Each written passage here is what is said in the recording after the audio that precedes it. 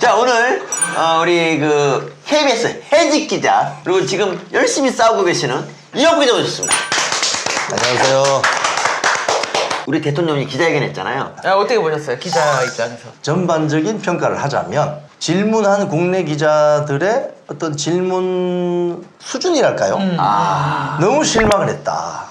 반면 외신 기자 4명의 질문은 아주 송곳 질문이었다. 맞아요. 두 번째는 윤석열 대통령께서 굉장히 다운돼 있었다. 총선의 어떤 패배의 충격이 아직도 여전히 계속되고 있구나. 그리고 세 번째는 우리 국내 기자들이 지금 보면 뭐 신문 기자, 지상파, 뭐 종편, 인터넷 다 지방지 다 물어봤거든요. 다 물어봤는데 막판까지 또 한동훈 전 비대위원장 질문을 끝까지 또 물고 늘어지더라고요. 그래서 제가 그때 뭘 느꼈냐면 우리나라는 지금 앞으로 썬데이 서울 같은 옐로우 페이퍼가 이게 다시 살아나야 되겠다. 맞아. 그런 건 옐로우 페이퍼에서 하는 거거든요. 그러니까. 타블로이드. 대통령하고 뭐 한동훈 전 비대위원장하고 뭐 연애합니까? 그러니까요. 그렇게 듣고 싶어요. 그게 그러니까. 전체적으로 말씀드리면 대통령의 어떤 발언을 제가 점수를 굳이 주자면 B+ 이상은 된다. 85점 이상은 됩니다. 맞아. 기자들은 C-도 겨우 준다. 맞아요. 맞습니다. 이게 왜 그러냐면요. 네. 사전 스타디가 안 됐다고 봐야 되는 거예요. 가령 최혜병 질문을 할 때 특검에 대해서 어떻게 생각하세요? 라고 하면 안 됩니다. 그치. 그건 이미 뉴스에 다 나온 거예요. 맞아. 공수처는 이렇게 수사하고 있고 경찰은 그쵸. 과실치사를 수사하고 있는데 그쵸. 그럼 대통령께서는 그 수사 결과를 기다리는 게 좋다고 생각하세요? 지금 민주당의 저 특검 시도는 아주 대통령을 도발하는 거라고 보세요. 이렇게 물어야 돼요. 그치. 아니 왜냐면 외신에서 뭐라고 얘기하면 러시아 얘기를 하면서 그렇지. 네가 용납할 수 있는 레드라인이 어디까지니라고 하면 앞에 쭉 얘기를 달잖아요. 레드라인 이야기가 나왔을 때 저는 가슴이 덜컥했어요. 나도. 저거 발언 잘못하면 푸틴이 보고 있을 거 아닙니까? 맞아요. 그 외교 문제가 생길 수 있어요. 이거를 전 세계 또 정상들이 다 보고 있다고 생각을 하니까 야 우리 대통령 이거 완전 살얼음인데 너무 발언을 잘하는 거예요. 질문은 송곳 같고 답변은 굉장히 이제 포괄적이었잖아요. 네. 저는 사실 그런 기자회견을 바랬는데 기자들이 질문은 병신 같고 답변은 굉장히 상식적이었어요. 사실은. 아니 근데 저는 약간 다른 건 몰라도 우리 대통령이 오늘 굉장히 꾸밈없이 진심으로 얘기했다 이런 느낌 있잖아요. 그러니까 국민 누가 봐도 그냥 대통령이 막 상황을 피해가려고 한다거나 이렇게 잔머리를 쓰지 않고 윤석열 특유의 그냥 이런 거 아니야? 이런 겁니다? 막 이렇게 얘기하는 그 담백함과 털털함? 그런 매력들이 좀 나와서 저는 그거는 좀 되게 마음이 안심이 됐어요. 그게 이제 보시면은 그러니까 1년 9개월 전이죠. 네. 도어 스태핑 할 때. 네. 그때 대통령의 모습은 굉장히 자신감이 그쵸. 차 있는 그런 모습이었어요. 그런데 오늘 화면을 통해서 본 대통령의 모습은 굉장히 다운돼 있었습니다. 그래서 오히려 저는 저것도 좋다. 원래 이 물잔이 가득 차 있으면 채워줄 수가 없어요. 절반쯤 물잔이 있어야 절반을 누가 채워주고 싶습니다. 맞네. 그래서 오늘 윤석열 대통령의 모습을 보고 저 빈잔을 우리가 좀 채워줘야 되겠다 이런 생각이 들었어요. 왜냐하면 너무 풀이 이 표현을 하지 말라고 하던데 한 번만 합시다. 너무 풀이 죽었어요. 예, 제가 저도 그랬답니다. 이거 분위기 너무 다운됐다. 그런데 그 모습이 오히려 그치. 좀 설득력이 있더라고요. 그치. 그래서 오늘 민생 관련 이야기를 많이 했거든요. 맞아요. 그래서 뭐 애들 키우는 문제, 어떤 뭐 어르신들 문제, 뭐 연금 문제 이런 거 할 때는 상당히 좀 생활 밀착형으로 그쵸. 좀 이해가 되고 공감이 되는 부분이 많았어요. 그리고 저는 또 이제 그거 있잖아요. 호주 대사 이종석 대사도 그거에 대해서 설명 너무 잘했어. 무슨 얘기 들었냐면 딱 설명이 이해가 확 되잖아요. 그러면서 그냥 대통령실 앞으로 그냥 얘기하지 말고 대통령이 다 저렇게 그냥 해명하는 게 제일 깔끔하겠다 이런 생각이 들더라고요. 그 질문을 한 게 이제 한겨레 신문 기자인데 그 이종섭 대사 저 출국 금지 걸려 있는 거 아셨던 거 아니에요? 이렇게 물었단 말이에요. 네, 한겨레 이승준입니다. 이종섭 전 국방부 장관은 그 당시에 출국 금지 상태였는 거를 알고 계셨는지 궁금합니다. 먼저 출국 금지는 그 인사 검증을 하는 정부 기관에서도 전혀 알 수 없는 것입니다. 그거는 보안 사항이고 그게 유출되면 형사 처벌의 대상이 된다는 점을 먼저 말씀을 드리고요. 공수처에 작년 9월경에 고발됐다는 것은 기사를 보고 알았습니다만은 공수처에서 소환을 하거나 이런 게 진행이 됐다면은 저희들도 좀 검토를 했을 텐데 공수처에는 사실 굉장히 많은 사건들이 고발돼 있습니다. 우리나라 아마 정치인이나 좀 장관 중에도 공수처에 고발돼 있는 분들이 많이 있을 것입니다. 그렇다고 해서 그 사건이 전부 처리되는 것이 아니고 이를테면 실질적인 수사가 이루어져서 뭐 소환을 한다든지 또는 여기에 대한 뭐 조사가 진행이 된다든지 하면 거기에 대해서 저희들이 어떤 사법 리스크를 검토해서 인사 발령 낼 때 재고를 할 수 있습니다만은 공수처에 고발됐다. 또 뭐 검찰 경찰도 마찬가지입니다. 어디 고발됐다는 것만으로 인사를 하지 않는다면은 아마 공직 인사를 하기가 대단히 어려울 것이라고 생각합니다.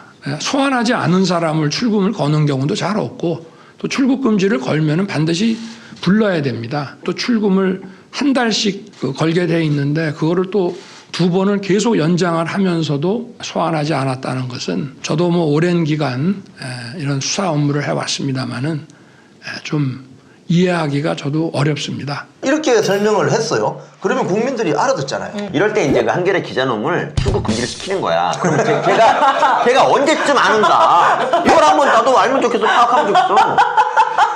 어쨌든 이게 오랜만에 기자회견이잖아요. 근데 대통령이 이렇게 오늘 풀이 죽어 보였던 이유는 뭐냐면 이제 예전에는 기자들을 굉장히 좋아하고 기자들과 자주 만나고 소통하려고 했어요. 그런데 그러니까 도어시 태핑을 했잖아. 그런데 그 이놈들이 한마디 하면은 이거를 갖다가 어떻게든 꼬투리 잡아갖고 괴롭히고 막 왜곡하고 이게 이제 왜 이렇게 1년 9개월 만에 언론하고 이 소통을 안 했느냐. 그 삼성 슬리퍼. 그렇지. 삼성 슬리퍼. 그 그치. 기자 때문에 그런 거예요. 기자예요, 그게. 가짜 뉴스로 이간질하려고 아주 악의적인 그런 행태를 보였기 때문에 MBC가 뭘 악의적으로 했다는 거죠? 뭐가 악의적이에요? 이런 편협한 언론관이 문제인 거예요, 대통령실에. 정치적으로 많이 뭐 반대하고 욕을 할 수 있어도 그 앞에서 예의를 차려야죠. 당연하죠. 오늘 그 외신 기자들 보면은 질문의 수준은 높고 질문하는 태도는 정중하잖아요. 그렇죠. 근데 우리나라 기자들은 수준은 저질인데 태도는 겁나 오만방자하잖아요. 그렇지. 이게 주가 딱 그런 거야. 저 예전에 수습 기자 할 때 그때 이제 배운 게 뭐냐면 이거예요. 그냥 경찰서 딱 가면은 경찰서장 그 책상에 일단 발을 올리고 얘기를 하래. 이렇게 가르쳤어 그 당시에. 그러니까 이게 말이 안 되는 거죠. 그 교수님 어떻게 알아? 수습 기자 출신이었잖아 내가. 어디 수습 기자? 그런 게 있어. 누가 예치면 수습하는 역할을 좀 했었어. 왜 그래 나한테 진짜. 그래서 외신 기자들이 사전 스터디가 많이 된 거죠. 되어서 지금 그 트럼프가 이번에 11월 달 대통령이 혹시 당선되면 백악관에 들어가서 안보 수석을 할 사람이 유력한 후보가 한 명 있어요. 콜비가. 예. 콜비가 며칠 전에 연합뉴스하고 인터뷰를 해요. 연합뉴스에 인터뷰를 하면 우리나라 전 언론이 풀에서 쓰거든요. 그쵸. 널리 알려지거든요. 거기서 콜비가 뭐라고 하냐면은 트럼프는 사실은 좀 나이브합니다. 우리가 지켜주니 돈을 더 내. 아주 간단해요. 그건 기업가 출신이니까. 콜비는 이 전문 관료 출신이니까 뭐라고 하냐면 북한의 그 재래식 무기 위협에 대해서 이제 한국이 알아서 방어를 해. 주한미군은 그런 역할이 아니고 중국이라는 아주 급부상하고 있는 최강 적성 국가를 핸들링하는 역할을 하는 거야. 이 말이 더 무서운 거예요, 사실. 돈 내라는 것보다. 그렇죠. 이거 어떻게 해야 되죠? 이런 이야기는. 그쵸, 그래서 그쵸. 이게 더 수준 높은 이야기인데 그런 것들까지 다 스터디가 아. 되어서 그 로이터 통신 기자가 그렇게 묻는 거예요. 주둔비. In a recent interview with Time Magazine, former President Donald Trump, who is of course running to return as president, said that it doesn't make sense to defend a wealthy country like South Korea. Is there an amount that is too much to pay? And would you ever consider agreeing to a larger role for U.S. troops here that look beyond simply defending against North Korea? 초반에는 그 질문을 듣고 약간 당황했어요. 근데 아주 매끄럽게 답변을 하셨는데 저는 근데 그 외신 기자들 질문을 들으면서 그 질문만 들으면 한국이 지금 처해 있는 국제적 환경이 딱 이해가 돼요. 그겁니다. 네, 근데 한국 기자들 얘기를 들어보면 뭔 상황인지 모르겠어. 지금 한국 기자들이 종군 기자를 안 나가잖아요, 거의. 네. 그러니까 외국의 국제 정세가 어떻게 돌아가는지를 스스로 몰라요. 이스라엘 가자 지구 전쟁에 나가 있습니까? 아니면 우크라이나 전쟁터에 나가 있습니까? 거기서 계속 매일 타전을 해줘야 돼요. 그러면 그 긴박한 국제 정세가 어떻게 돌아가는지 알 수가 있는 거죠. 그런데 지금 대한민국의 기자들은 전부 여의도 바닥에 앉아서 정치인 한마디 하면 그 말꼬리 잡고 지금 그쵸. 이래서 오늘 그 기자회견을 보면은 외신 기자들의 그 질문 4명만 했지만 이걸 보면 지금 대한민국이 마치 구한말 조선 같은 이런 생각이 든단 말이에요. 뭐 유명한 얘기잖아요. 오바마 이제 대통령 때 이제 한국에 주최하니까 뭐 한국 기자 질문하라 했더니 아무도 안 해가지고 결국 이제 중국 기자가 했던 그런 되게 아픈 사례가 있잖아요. 그 대표적인 사건이 몇 년 됐지만 나훈아 선생님이 그 스캔들 소문이 났을 때 그 기자들을 한 100여 명 불러놓고 기자회견을 하잖아요. 그쵸. 테이블 위에 올라갑니다. 이렇게 여는 척 하면서 여기 한 분만 나오면 제가 5분 동안 보여드리겠다고 그랬어요. 근데 기자 중에 한 명도 손을 안 들더라고요. 제가 만약에 거기 있었으면 제가 손 들었을 겁니다. 제가 그러면 확인하고 여기 분들에게 모두 풀을 하겠다. 근데 그런 결기를 가진 기자가 없어요. 진짜. 이게 지금 대한민국 언론이 지금 문제입니다. 이런 부분은. 저 지금은 좀 늦었을까요? 지금요? 은퇴하신다고 하시던데. 근데 오늘 어쨌든 간에 그 질문 중에서 그 엊그제 그 있지 않습니까? 한국일보 기사 이게 이제 진실인가 기선 아닌가 논란. 이런 거에 대해서는 아무도 안 물어보더라고요. 그러니까 그 한국일보 기사가 이제 3일 전 났죠. 네. 그날 보니까 새벽 4시 31분이 첫 번째 버전이고 그 다음 7시 1분 버전이 있고 네. 11시 또 넘어서 버전이 있어요. 네. 그래서 이 표현들이 거친 표현들이 순화됩니다. 이렇게. 근데 어쨌든 그 반박이라는 게 나온 게 4시 넘어서 반박이 나왔거든요. 그러니까 9시간 정도 간격이 있어요. 그러니까 이거는 이렇게 방치를 했다는 거는 뭐냐면 이걸 놓고 어떻게 해야 될지를 고민을 많이 했던 얘기고. 그 기사 내용만으로 보면 뭐 이재명 당대표의 선거를 위해서 이번에 국민의힘 전당대회에서 유력한 뭐 후보가 있으면 배제할 수도 있다. 뭐 이런 이야기. 뭐 그런 얘기. 이게 무슨 소리지? 근데 이런 이야기들이 그래서 그날 하루는 뭐 대통령 탈당하라 뭐 이런 이야기도 하고 난리 났었어요. 난리가 났었어요. 그래서 이 소위 말해서 보수 우파 진영의 집도끼 세력이 이게 뭐야? 그럼 이런 어떤 의문과 이런 궁금증을 좀 불식시켜 줄 수 있는 조치를 대통령실에서 해야 된다 이 말씀입니다. 저는 사실 그렇게 생각해요. 협상하기 전에는 100명을 돌려도 돼. 그냥 여기저기서 그렇지. 다 물어보고 온갖 정보를 하면서 뭐 미끼도 던질 수 있지. 사실 그 믿길 수도 있잖아요. 그렇죠. 야 이렇게 하면 이렇게 하면 어떻게 반응도 보고 다양한 루트를 해서 그 협상의 효과를 최대한 올려놓는 거잖아요. 그게 대통령이 이재명 얼굴 보고 내가 네 비유 맞춰갖고 임명할게 이렇게 말한 게 아니잖아요. 그렇지. 그건 사실 아무 효용이 없어. 이 사람이 가서 누가 지랄하든 내가 어디 민주당에 있는 저기 아무나 불러갖고 야 뭐 이랬는데 너 어떻게 생각하냐 이렇게 물어보는 건 사실 다 괜찮아요. 그런 모든 정보가 다 들어올 수 있는데 그 정보원들이 입을 털기 시작하면 정권 날아가는 거 진짜 일도 아니고 협상은 깨는 거예요. 그래서 제가 일단 누구누구들이 밑에서 물밑에서 여러 사람이 만나는 걸 아무 문제가 없다. 오히려 안 만나면 더 문제지. 그건 정치가 아니지. 그렇지. 만나야지. 근데 만나야지. 입이 싼 게 문제다. 그래서 그 대통령실 내에서 뭔가 관계된 사람들은 입에다 재갈을 채워놓고 그냥 대통령이 열쇠 줄 때만 풀어놔야 된다. 아니면 그 수능 왜 출제원들 어디 호텔에 가둬놓잖아요. 아니 그 이미 끝났다면 가둬놨으면 좋겠어. 아주 그냥 그 일이 입나발되는 것 때문에 이런 일이 터졌어요. 근데 이거 민주당 같으면 어떻게 했을 것 같아요? 장경대 같은 새끼들, 김남구 같은 새끼들이 말기 못 알아듣는 척하면서 병신 같은 소리 하면서 계속 쉴드 치고 다닌다고요. 그러면 이러면서 대통령실이 수습할 시간을 번단 말이에요. 근데 국민의힘 의원들은 어머! 대통령 탈당시켰네 이러고 있어. 내가 진짜 죽여버리네. 그래서 대통령이 벌거벗기는 채로 국민 앞에서 지금 난도질을 당하고 있으면 네가 입던 옷이라도 벗어서 그렇지. 던져야지. 그래서 지금 그 뒤에 숨어가지고 너 같이 돌 던지고 이제 정신 나간 애들이라 그랬어요. 어제 이 한방 날린 당선자가 있습니다. 김민전 씨라고. 그쵸. 저쪽에서 김건희 여사 특검을 이렇게 물고 늘어지니까 김민전 당선인이 뭐라고 했냐면 좋아요 그 300만 원짜리 가방 그거 특검 받자. 대신 이재명 당대표의 부인 김혜경 여사 그리고 문재인 대통령의 전 대통령의 부인 김정숙 여사도 특검하자. 쓰리김 세트 특검.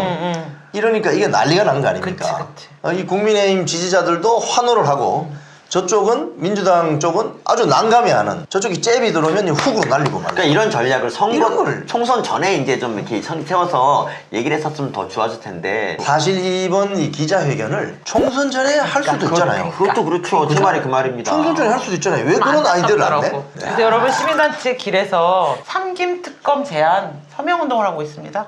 이렇게 해서 이 불씨를 계속 살려가 이게 기정사실화 되기 때문에 저희가 서명운동 하고 있으니까 좀 서명 좀 사실 부탁드립니다. 이 김민전 당선자가 이번에 아주 아이디어를 잘 낸 건데 깜찍 아이디어인데 이게 사실 손자병법에 나오는 이야기입니다. 화공, 불로 공격이 들어오면 물로 끄면 안 꺼져요. 그게 불이 여기도 불을 질러버려야 돼요. 맞불을 놔야 돼. 맞불 작전. 그치. 이런 분들이 앞으로 전투력 있는 분들이 많이 들어가야 돼요. 그러니까요. 우리 그 윤석열 대통령 오늘 사실 전체적인 이 기조를 보면 굉장히 다운돼 있는 것 같았지만 예. 외신 기자들에게 답변도 잘했고, 잘했어요. 네. 아주 잘했고, 러시아 문제를 딱 물었을 때는 푸틴이 열받지 않게, 그러니까요. 주한미군 이야기 나왔을 때는 바이든이 트럼프가 누가 대통령 될지 모르잖아요 아직. 네. 그러니까 두 사람 다 마음 상하지 않게 잘했어요. 발언을 해주고 잘했어요. 이런 것들 아주 외교적으로 잘한 거예요. 저는 외신 기자들 질문과 대통령의 답변이 제일 듣기 좋더라고요. 그렇죠. 재밌더라고요. 수준이 있는. 특히 외교 안보 분야는 윤석열 대통령이 큰 성과를 냈습니다. 저 올해 초부터 지금까지 어떤 일이 있었느냐 하면요. 우리 방산이 지금 전 세계에서 난리가 났습니다. 예. 우리나라 이 K1 전차, K방산. K9 자주포 등등이 미사일까지 해서 가성비가 너무 좋은 그래서 지금 뭐 유럽, 폴란드 같은 경우에 엄청 싸가잖아요. 몇 조씩 싸갑니다. 몇 조씩. 핀란드입니까? 노르웨이입니까? 거기도 가고. 뭐 이것도 우리 해군 함정 만드는 저 기업이 또 미국까지 좀 진출할 전망이고 호주에서는 오커스 멤버로 좀 들어오라고 하고 이런 것들을 왜 언론에서 대서특필을 하지 않죠? 왜냐? 이 구한말처럼 지금 언론이 그치. 이게 좀 나라의 미래를 생각하지 않고 오로지 정치인들 말꼬리 잡아가지고 우리 업계 용어로 그냥 조져대는 그러니까 이런 방산 문제나 주한미군 주둔 문제나 또 러시아와의 관계 문제, 북한 대북 문제나 이런 것들이 사실은 되게 중요한 문제고 관심을 가져야 중요한 되는데 문제죠. 네. 우리나라 이제 기자들의 외교 안보는 바이든 난리면인 거예요. 그렇죠. 맞습니다. 그러니까 걔네들하고는 얘기가 안 되는 거예요. 사실 제가 영국에 살 때도 저녁마다 BBC 뉴스를 봤어요. BBC 뉴스 전국 뉴스 30분 합니다. 30분 하는데 우리처럼 뭐 무슨 정치인이 뭐 어떤 이야기 이런 이야기 안 해요. 그치, 거기는 그치. 주로 인터내셔널 뉴스를 합니다. 그래서 영국 국민들이 영국에 살고 있지만 전 세계가 어떻게 돌아가는지를 자세하게 알려줘요. 근데 이걸 지금 KBS나 MBC 이런 데서 해줘야 되는 거거든요. 예. 특히 뭐 지금 MBC 같은 경우는 저건 뭐 공영방송이 아니고 그냥 특정 진영의 스피커예요, 스피커. 그렇죠. 거기에 종사하는 그 기자들도 마찬가지고. 근데 진짜 외국에 나가면 왜 이렇게 전 세계 그 공영 뉴스 방송이 쭉 나오잖아요, 네, 채널로. 네, 네. 그때 우크라이나랑 러시아 전쟁할 때였거든요. 진짜 모든 외신들 다 탑 뉴스가 우크라이나 러시아였어. 근데 우크라이나지. 우리나라 딱 이제 YTN이 나왔어요. 딱 들었더니 김건희 특검이었어요. 그렇죠. 그래서 지금 그 우리나라 언론의 소위 말해서 주력 세력이라고 할 수 있는데 민노총 언론 노조 세력이 지금 다 이렇게 그쵸, 그쵸.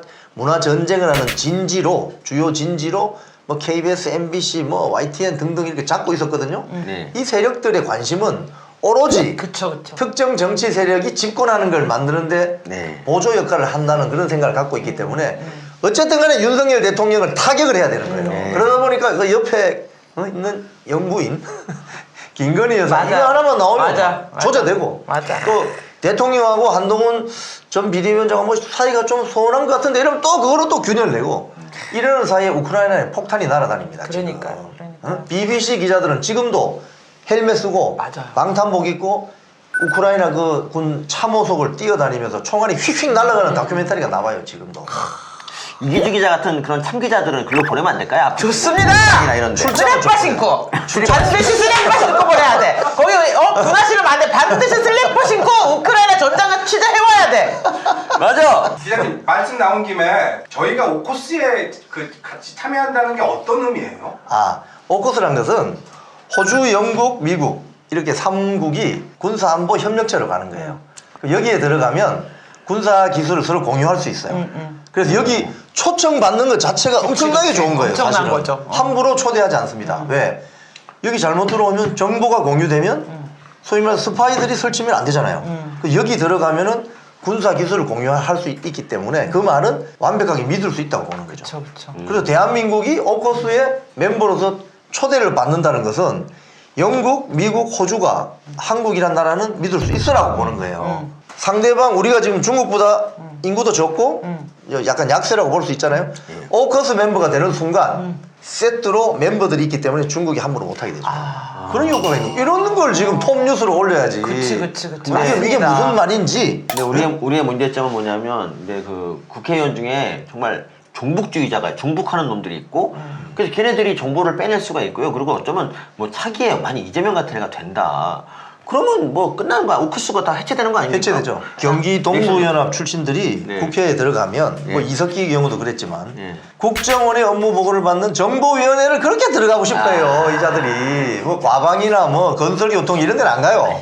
국회의원들이 사실 제일 좋아하는 상임위가 건설교통위원회거든요. 그쵸, 그쵸. 네. 그런데 굳이 정보위원회 또는 국방위원회 가고 싶어 한다고요. 그러니까. 거기서 뭐가 궁금해? 대한민국 국군이 어떻게 움직이는지 왜 궁금해? 경기동부연합. 그 국정원이 많은지를 왜 궁금해? 그래서 정보당국이 보고를 못하는 거예요. 경기동부연합 요번에 3명이 들어가잖아요. 예. 그럼 3명이 들어가는 게 아닙니다. 보좌가 9명이잖아요. 30명. 이 30명이 국회를 상임위원회 돌아다니면서 자료 내놔라 하면은 자료 줘야 됩니다. 그쵸. 네. 중앙부처에서는. 이거 골 때리는 거예요, 사실은. 맞습니다. 이런 이번 총선 결과가 나온 거예요. 여기에 대해서 우리 그 찍어주신 국민들도 책임지셔야 됩니다. 그러니까 우리 국민 수준 높은 게 아닙니다, 진짜. 요번에 뭐 누구는 그래요. 국민의 표심은 항상 옳습니다라고 하는데 제가 봤을 때 그거 립 서비스입니다. 안 오라. 국민이 잘못 투표해서 그치? 히트러를 맞습니다. 통 만들어가지고 2차 대전이 일어났잖아요. 동의. 국민들이 때로는 투표를 잘못할 수도 있는 거예요. 맞아요. 그러면 대부분 국민들께 잘못해요. 그걸 어필을 해야 돼요. 근데 많은 정치인들이 고양이 목에 방울 달기 싫어하니까 그치. 무조건 국민이 옳습니다라고 맞아, 립 맞아. 서비스를 하는데 그렇지 맞아. 않아요.